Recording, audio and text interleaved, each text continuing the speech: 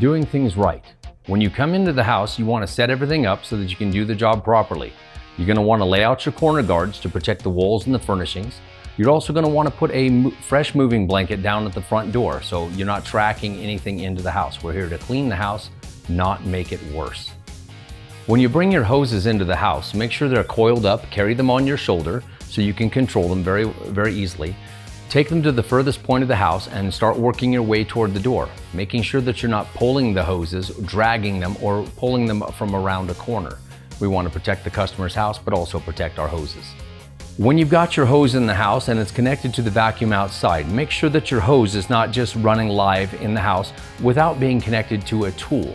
If a small animal or a child got near that hose while it was live and open and not connected to a tool, it could hurt them very badly. So make sure that thing is always secured and don't let kids play with your hoses.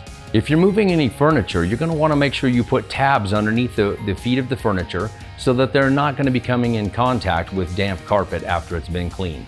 When you're working with your carpet cleaning wand in the house, make sure that you lay it down on the floor. Never stand it up against a wall or up against a customer's furnishings.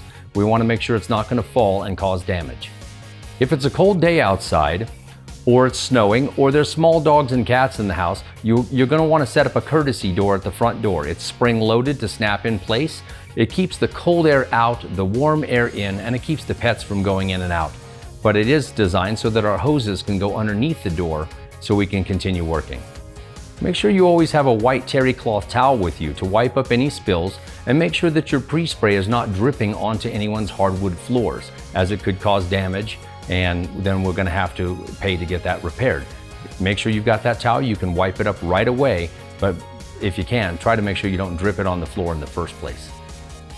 When doing a walkthrough with the customer, try to go upstairs in front of them instead of following them upstairs. We need to be paying attention to, as we're going upstairs, where our eyes are focused. And if you've got somebody walking up in front of you, where are your eyes? We need to pay attention to that, because people can be paying attention to what you're doing in the house. So try to go up the stairs first if you can and have the customer follow you.